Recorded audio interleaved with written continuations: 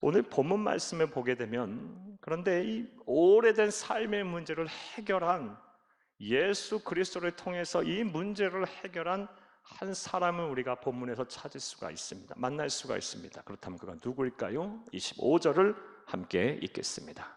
12해를 혈루증으로 알아온 한 여자가 있어. 아멘. 12년 동안 혈루증이라는 병에 걸렸어요. 이 병을 해결하지 못해서 고통을 받은 한 여인이 있었습니다. 이 여인이 바로 예수님을 통해서 오래된 삶의 문제를 해결하고 오랜 삶의 고통에서 벗어난, 우리가 오늘 본받고 따라야 할 인물입니다. 사랑하는 여러분, 이 여인 12년 동안 걸린 병, 혈루병이라는 병은 어떤 병일까요? 쉽게 말해서 오늘날로 말하면 이렇게 하혈을 하는 병입니다. 요즘 같은 의학이 발달한 시대에는 이 하혈하는 병 쉽게 날 수 있습니다. 완치가 될 수 있습니다. 하지만 인류 역사 오랜 시간 동안 이 하혈하는 병은 불치병으로 여겨져 왔고, 특히 성서시대는 더욱 그랬습니다. 고치지 못하는 병으로 여겨왔습니다. 그러니 이 여인이 얼마나 힘들었겠어요. 무려 12년 동안을 이 병을 앓았으니 몸과 마음이 막 망가졌을 대로 망가졌을 거예요. 이 여인의 삶 자체가 바로 절망이었을 것입니다. 물론 이 여인, 12년 동안 혈루병으로 고생했던 이 여인이 처음부터 절망을 하지는 않았음을 알 수 있어요. 분명 소망을 가졌어요. 나을 수 있다는 소망, 회복될 수 있다는 소망이 분명히 여인에게 있었음을 우리는 본문을 통해 알 수 있습니다. 26절을 함께 읽겠습니다. 많은 의사에게 많은 괴로움을 받았고, 여기까지만 보겠어요. 많은 의사를 만났어요. 사랑하는 여러분, 나을 수 있다는 소망이 있었기 때문에 의사도 여러 의사를 만난 거 아니겠습니까? 처음에는 그러니까 나는 이 병에서 나을 수 있어, 반드시 나을 거야 라는 믿음도 있고 확신도 있고 소망도 이 여인에게는 있었던 것입니다. 그래서 이 사람도 찾아가 보고 저 사람도 찾아보고 이 약도 먹어보고 저 약도 먹어보고 그리 했던 것입니다. 하지만 만약에 다 소용이 없었어요. 이 병은 더 깊어져만 갔고, 26절 우리가 읽은 대로 오히려 많은 의사들에게 괴로움을 당하고 재산마저 다 탕진해 버렸습니다. 이 많은 의사들에게 괴로움을 당하고 재산을 탕진했다라는 이 말씀을 통해서 우리는 이 여인이 치료의 과정에서 사람들에게도 막 속고 사람들에게도 상처를 받았음을 잘 알 수가 있습니다. 아마도 이 여인을 치료하는 과정에서 많은 사람들이 파리떼처럼 막 달라붙어서 이 여인의 재산을 아마도 갈취한 모양입니다. 사랑하는 여러분, 현대의학이 발달한 오늘날에도 고치지 못하는 병들이 많습니다. 그런 병을 만약에 우리가 진단을 받고 그런 병이라고 우리가 만약 얘기를 듣게 되면 어떻겠어요? 우리의 마음이 어떻겠습니까? 어떻게든 이 병에서 나아야겠다는 생각을 가지고 막 좋다라는 약도 드실 것이고 이것저것 막 찾아다니지 않겠습니까? 심지어 어떤 분들은 물에 빠진 사람 지푸라기도 잡는 심정으로 빤히 봐서 이거 안 날 것 같은, 이거 비의학적이고 비상식적인 그 치료이며 또 약이며 알매도 불구하고 막 그런 약도 속는 셈 치고 드실 것이고, 막 미신적인 행동도 막 서슴지 않고 하실 분도 아마도 계실 것입니다. 살려고요. 살아야 되니까 그렇게 그런 어처구니 없는 일도 하시는 분들 계실 것입니다. 사랑하는 여러분, 그러다 보면 어떻게 됩니까? 거의 대부분의 경우가 오히려 시간이 지남에 따라 병세는 더 위중해지고, 그리고 사람에게 이리 치고 저리 치고 했으니 사람에게 받은 상처로 인해서 마음도 다치고 마음도 잃고 또 돈도 잃고 재산도 탕진하고, 이러한 삼중고를 겪는 경우가 참 많습니다. 이 여인이 아마 그런 상황일 것이라고 봅니다. 이 여인뿐만이 아니라 오늘 예배를 드리고 우리 말씀에 듣는 분들 가운데도 이런 삼중고가 뭡니까? 더 사중고, 오중고, 더 많은 고통 가운데 있는 성도들 분명히 계십니다. 이런 분들에게 하나님의 특별하신 위로와 섭리, 그리고 치유와 회복의 은혜가 있기를 간절히 주의 이름으로 축복합니다. 그런데 이 여인의 고통은 단순히 지금 설명드린 것에만에 국한되지 않아요. 더 큰 고통이 하나가 있었어요. 그것이 무엇이냐? 레위기 15장 2절에서 15절 말씀에 보면 당시 이 여인이 앓고 있던 이 병을 아주 모세의 율법에서는 부정한 병으로 여겼어요. 하혈을 하는 병, 이건 성경에는 유출병이라고 나오죠.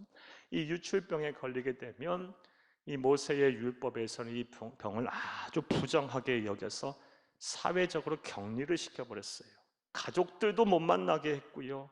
심지어 1세기 유대 랍비 문헌을 보게 되면 정당한 이혼 사유가 됐어요. 이 병에 걸리면 남편은 그냥 아내를 그냥 내쫓아도 됐어요. 합법적으로요. 그런 부당한 대우를 받는 상황이었어요. 심지어 성전에 나와 예배도 못 드리게 했고 이 기도도 못하게 했어요. 그러니 이 여인이 얼마나 이 병을 12년 동안 앓으면서 힘들었겠습니까? 기댈 사람 하나 없고 대화를 나눌 사람 하나 없고 도와줄 사람 하나도 없어요. 몸도 망가졌지, 마음도 망가졌지, 외롭지, 두렵지, 거기다 재산도 다 탕진했지. 이 여인은 삶 자체가 절망입니다. 절망이에요. 이랬던 여인, 오랜 시간 12년 동안을 이렇게 살아온 여인. 그런데 오늘 말씀을 보게 되면 예수 그리스도를 통해서 오랜 삶의 문제가 해결됩니다. 오랜 삶의 고통에서 벗어납니다. 할렐루야. 즉 육신의 병이 깨끗하게 나았고 영혼까지 구원을 받았습니다. 오늘 말씀을 듣는 여러분에게 이러한 은혜가 있기를 간절히 주의 이름으로 축복합니다. 자, 그렇다면 이제 생각을 해보겠습니다. 우리의 오랜 이 삶의 문제가 해결되려면, 그래서 우리의 오랜 삶의 고통에서 우리가 벗어나려면 우리가 어떻게 해야 할까요? 자, 이제부터 따라 하시겠습니다. 첫째로, 예수님을 향한 절대 믿음을 가져야 합니다. 이 여인에게는요, 예수님을 향한 절대 믿음이 있었어요. 예수님의 옷자락에 손만 대면 나을 수 있다 라는 이 절대 믿음이 있었습니다. 28절을 함께 읽겠습니다. 이는 내가 그의 옷에만 손을 대어도 구원을 받으리라 생각함일러라. 아멘. 예수님의 안수도 필요 없고, 예수님의 그냥 따뜻한 기도와 음성도 필요 없어. 신방 오시는 것도 필요 없고, 그 어떤 무슨 치료의 행위도 필요 없고, 그저 그냥 예수님의 옷자락에 내가 손만 대도 나는 병에서 낫고 내 오랜 삶의 문제로부터 해결받을 것이다, 될 것이다 라는 이런 절대적인 믿음이 있었습니다. 사랑하는 여러분, 이런 믿음 위에 하나님께서 역사하셔서 하나님의 능력이 나타나 이 여인의 병이 낫고 오래된 삶의 문제에서 벗어난 것입니다. 따라서 저와 여러분 또한 이런 절대적인 믿음이 있어야 할 것입니다. 예수님은 하실 수 있다. 전지전능하신 하나님은 반드시 나의 오래된 삶의 문제를 해결하실 수 있다, 하실 것이다, 반드시 그리하실 것이다 라는 믿음을 저와 여러분이 가져야 할 줄로 믿습니다. 이 믿음 위에 하나님의 기적이 나타나고 하나님의 역사가 나타나는 것입니다. 이건 예수님의 말씀을 통해서도 알 수 있습니다. 마태복음 17장 20절을 함께 읽겠습니다. 이르시되 너희 믿음이 작은 까닭이니라. 진실로 너희에게 이르노니 만일 너희에게 믿음이 겨자씨 하나만큼만 있어도 이 산을 명하여 여기서 저기로 옮겨지라 하면 옮겨질 것이요 또 너희가 못할 것이 없으리라. 믿음이 중요하다. 믿음이 중요하다. 그 믿음 대단한 믿음 아니고 겨자씨 보셨습니까? 이 깨알보다도 작아요. 그런 정도의 믿음 하나만 있어도, 살아있어도 하나님의 능력과 하나님의 기적이 나타난다. 이 믿음을 가져라. 이게 하나님 우리에게 주시는 말씀입니다. 그런데 문제는 이 믿음을 소유한다는 게 참 쉽지가 않아요. 그리고 이 믿음을 소유했다 할지라도 유지하기가 또 쉽지가 않아요. 이게 또 우리의 문제예요. 자, 그렇다면 좀 더 구체적으로 생각을 해보겠습니다. 이 믿음을 소유하고 또 유지하려면 어떻게 해야 할까요? 이 답을 오늘 본문에서 우리는 또 찾을 수 있습니다. 사랑하는 여러분, 오늘 본문 말씀 우리 27절을 함께 읽겠습니다. 예수의 소문을 듣고 무리 가운데 끼어 뒤로 와서 그의 옷에 손을 대니. 아멘. 소문을 들었어요. 누구에 대한 소문? 예수님에 대한 소문을 이 여인이 들었습니다. 앞서 말씀드린 대로 이 여인은 사회적으로 지금 격리가 되어 있는 상태입니다. 사람을 만날 수가 없어요. 그러니까 누구를 통해서 소문을 직접 들을 수 있는 상황이 아닌 거예요. 아마도 사람들이 막 수군수군 하는 소리를 어떻게 엿들은 모양입니다. 이렇게 말했겠죠. 갈릴리 나사렛 출신의 30대 청년이 있는데 그 사람이 하나님의 아들이야. 아들이래. 우리가 그토록 기다렸던 메시아래. 그가 하는 것을 내가 보았고 내가 들었어. 한 번도 그냥 세상을 보지 못했던 자가 막 눈을 뜨고 그가 말씀하시자 한 번도 걸어보지 못한 사람이 벌쩍벌쩍 뛰며 춤을 추고 찬양하고, 그를 만나기만 하면 귀신이 막 떠나가고 그의 그림자만 밟고 그와 눈만 마주치고 그 말씀 한마디만 하시면 막 병이 낫고 세상에 문제가 막 해결된대. 심지어 죽은 자도 살렸고 말 한마디에 바람과 풍랑을 잠잠케 하셨어. 막 그런 말들을 했겠죠. 그런 말들을 듣자 이 여인의 이 마음에 이제 믿음이 생긴 거예요. 절망 속에 있던 이 여인의 마음속에 소망이 생겼어요. 다시 가슴이 막 뛰기 시작한 거예요. 아니 막 심장이 막 터질 것처럼 막 뛰었을 거예요. 이 믿음이 생겼어요. 사랑하는 여러분, 이처럼 믿음은 들음에서 납니다. 믿음은 들음에서 나는 거예요. 하나님의 말씀이기도 해요. 로마서 10장 17절을 함께 읽겠습니다. 그러므로 믿음은 들음에서 나며 들음은 그리스도의 말씀으로 말미암니라. 무엇을 들어야 합니까? 하나님의 말씀, 그리스도의 말씀.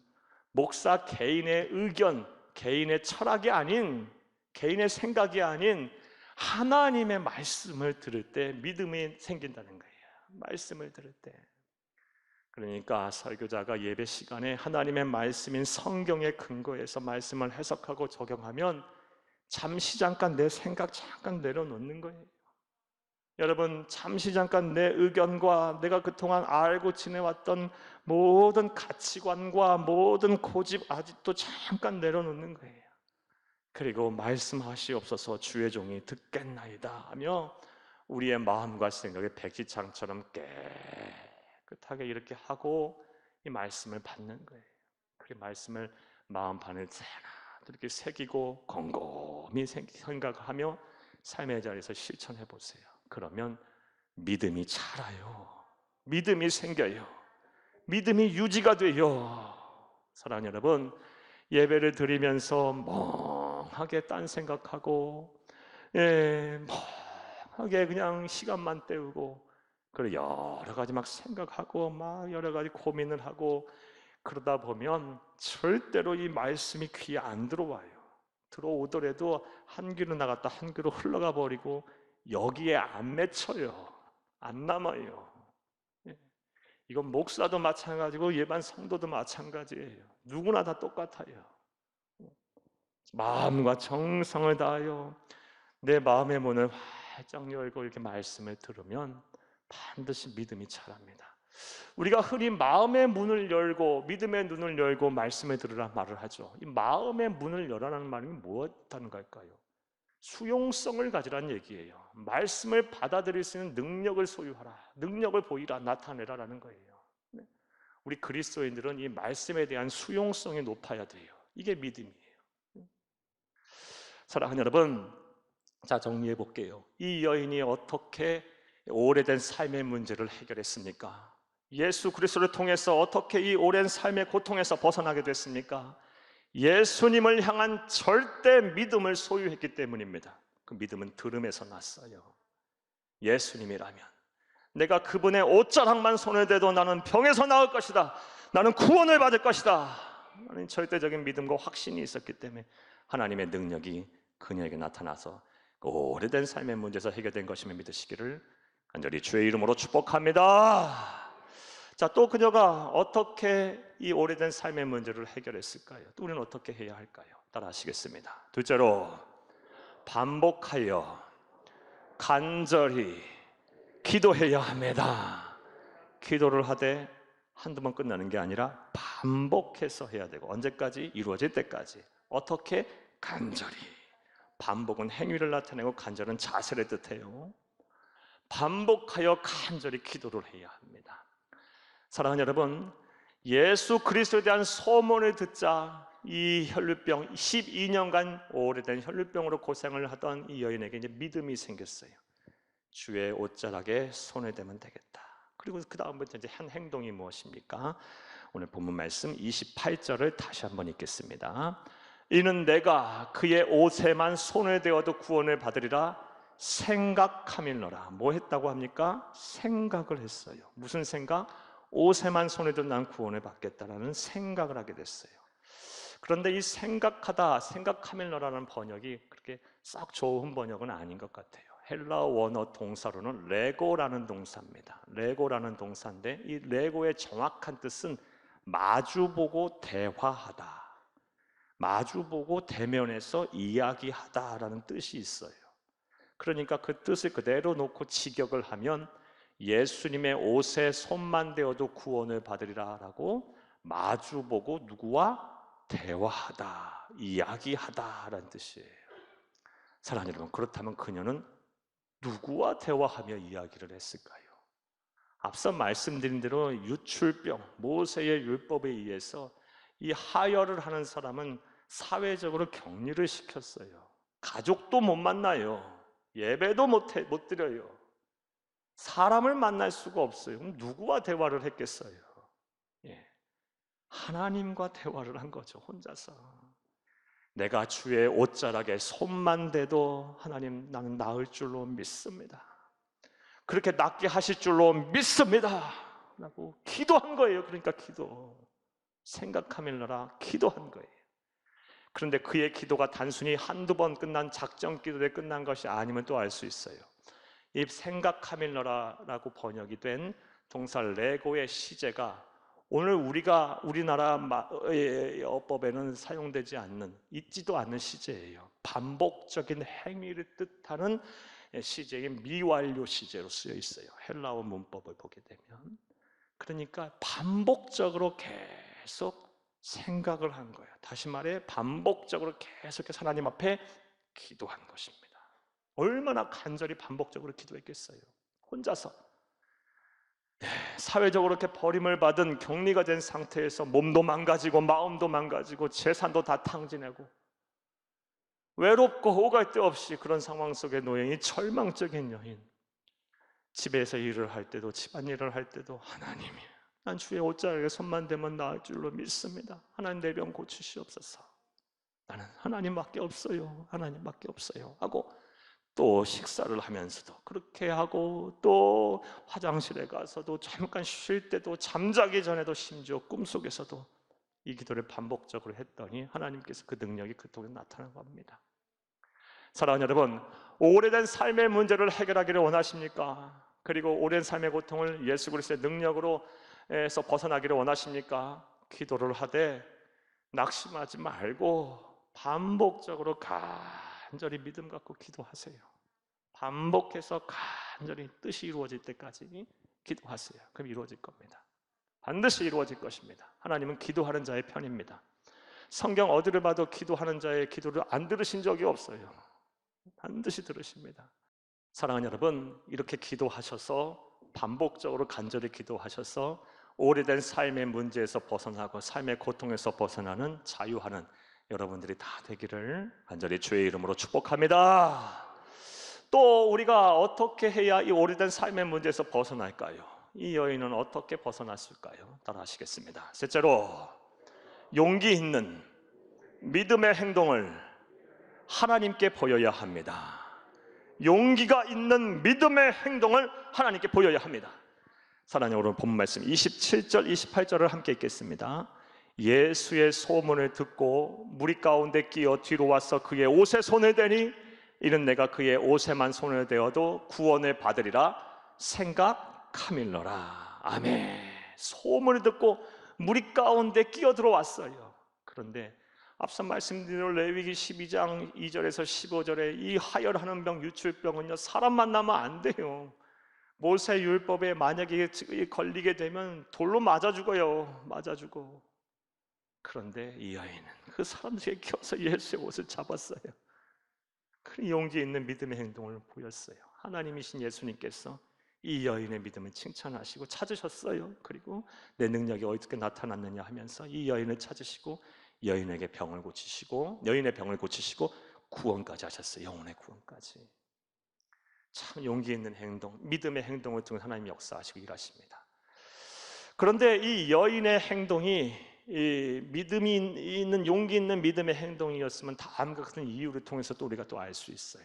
사랑하는 여러분, 많은 사람들이 이 여인이 이렇게 행동한 까닭 이유는 상황이 매우 절박했기 때문에 그렇게 했다라고 생각을 합니다. 그리고 우리도 이렇게 절박한 상황이 되면 이 여인처럼 행동할 것이라고 또 생각을 합니다. 그런데 그런 생각이 매우 잘못된 생각이에요. 왜냐하면 아무리 절박한 상황에 놓였다 할지라도 모든 사람이 이 여인처럼 행동하지 않아요.